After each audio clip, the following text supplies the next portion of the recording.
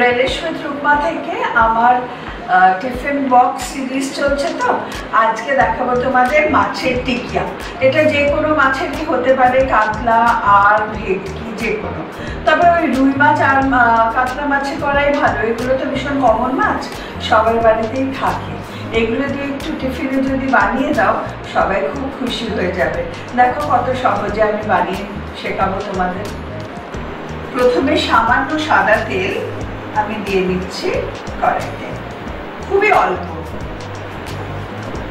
আচ্ছা, এটা হচ্ছে আমি কাতলা মাছি সেদ্ধ করে একটু নুন হলুদ দিয়ে সেদ্ধ করে কাঁটা বেছে ছাড়িয়ে রেখেছি, ঠিক আছে?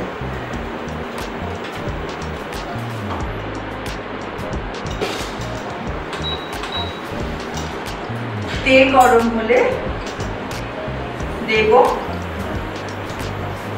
একটুখানি পেঁয়াজ কুচো,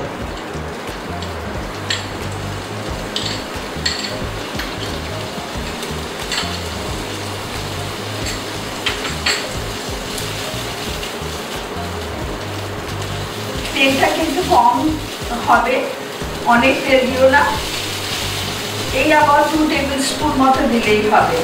আর একটা ছোট পেঁয়াজ খুব ফাইনলি চপ দিয়েছি, খুব ফাইনলি চপ। পেঁয়াজটা একটু ভেজে নেব। পেঁয়াজটা হালকা ভাজা হতেই এবার আমি দেব খুব ফাইনলি চপ করা রসুন 2 চা চামচ আর 1.5 চা চামচ আদা গ্রেট করা। এটা আবার ভালো করে নাড়াচাড়া করে নেব। আচ্ছা, এটা নাড়তে নাড়তেই আমি মাছটাও দিয়ে দেব, যাতে মাছটাও ভালো করে কষে যায় মশলার সাথে।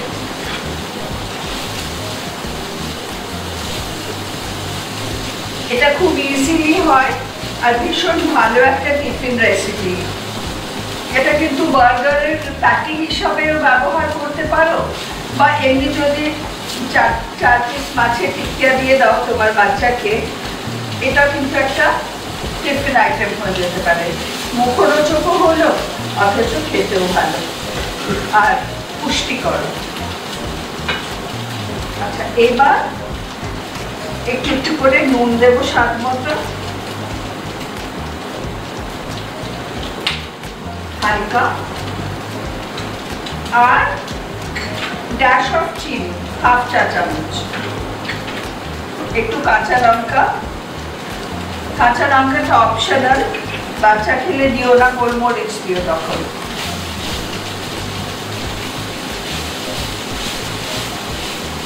আর একটু স্প্যাচুলা দিয়ে একটু ভেঙে ভেঙে দাও মাছগুলো, ঘেঁটে ঘেঁটে দিতে হবে। এটা একটু নাড়াচাড়া করবো যতক্ষণ না ভালো করে ম্যাশ হচ্ছে। এইবার দিয়ে দেবো ম্যাশড পটাটো। এইখানে আমার ছিল 1 কাপ মতো মাছ, তাতে আমি 2টো ছোট সেদ্ধ আলু দেবো, অনেক দেবে না কিন্তু, 2টো ছোট সেদ্ধই দেবে। আর দেবো একটু কুচনো ধনে পাতা, আর দেবো fresh bread crumb. Fresh bread crumb মানে কিছুই না, পাউরুটি একটু মিক্সি চালিয়ে নেবে। এটা 2টো স্লাইস আছে, এটা বাইরে। হ্যাঁ, এটা আবার ভালো করে মিশিয়ে নিতে হবে।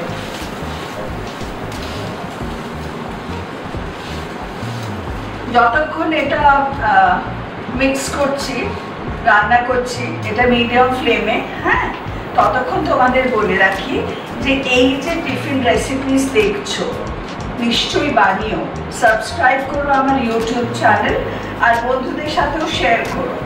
আর এই যে রেসিপিগুলো যখন বানাবে বাড়িতে, ছবি তুলে আমার ফেসবুক পেজে তোমার নাম দিয়ে দিও। আর কি করবে বলো তো, রিভিউ লিখে দিও আমার ইউটিউব, তাহলে বেশ ভালো লাগবে আমারও, আমিও দেখতে পাবো আর আমিও জানতে পারবো তোমরা কেমন রান্না করলে, কোনো অসুবিধা হলে ফোন করো, ফোনে আমার কোনো আপত্তি নেই। Anyway you get stuck up, please call. এবার জাস্ট একটুখানি লেবুর রস দিয়ে এটাকে আমি ঠান্ডা করব, মিশিয়ে নেব, ঠান্ডা করব। এবার এটা তো ম্যাশড হয়ে গেছে, এটাতে ইচ্ছে হলে একটা ডিম ভেঙে দিতে পারো, কিন্তু নো মানে নট নেসেসারি, কেননা বাইন্ডিং অলরেডি আছে। টিকিয়া যেরকম সাইজ হয় ওরকম সাইজ করো, এরম এরম, হ্যাঁ এরম সাইজের কিছু মানে ইকুয়াল বলস আমরা এটাকে আগে ভাগ করে নেব, সবটা সমানভাবে যেন হয়। আমার ভাগ করা হয়ে গেছে। এবার কি করব, দু হাতে একটু তেল লাগিয়ে নেব, নিয়ে এটা টিকিয়ার মতন গড়ে নেব। এরকম একটুখানি চাপটা চাপটা করে এরকম তেল লাগিয়ে চারটা আকারে টিকিয়ার মতো গড়ে নিতে হবে।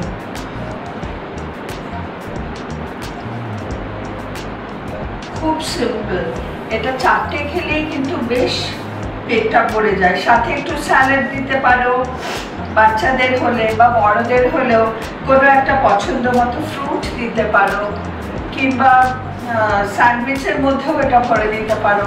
আমি তো বললাম এটা বার্গার প্যাটি হতে পারে, যদি বার্গার প্যাটি হিসাবে দাও তাহলে প্যাটিটাকে আর একটু বড় সাইজ করতে হবে, এত ছোট হলে হবে না। আমার টিকিয়াগুলো রেডি, এবার আমরা ফ্রাই করব। আমরা টিকিয়াগুলোকে শ্যালো ফ্রাই করব। অল্প সাদা তেল দিয়ে নিচ্ছি,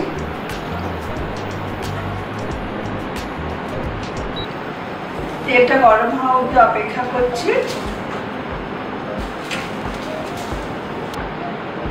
আচ্ছা, এবার তেল গরম হয়েছে, আমি একটা একটা করে টিকিয়া ছাড়ছি।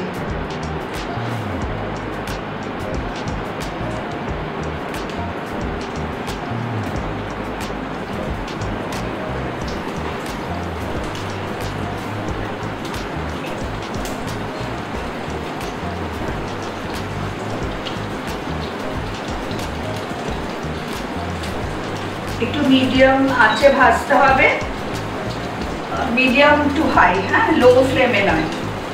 একটা দিক হবে তখন অন্য দিকটা উল্টোতে হবে।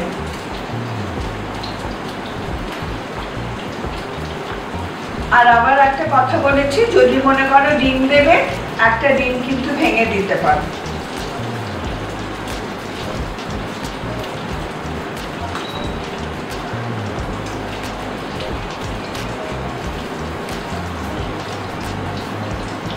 এটা বাড়িতে লোকালি স্টার্টার হিসাবেও কিন্তু খুব ভালো।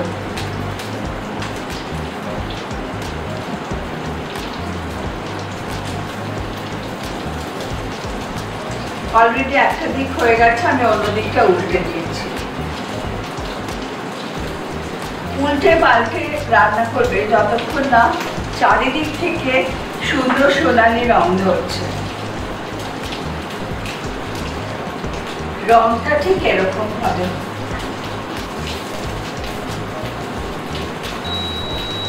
বাস আমার tikia ready, fish tikia is ready and served. দেখতেই পেয়েছো তোমরা কত সহজে হয়ে গেল ব্যাপারটা। তোমরা নিশ্চয়ই বানিও আর ছবি দিও, নিজের নাম দিয়ে ছবি দিও আমার ফেসবুক পেজে।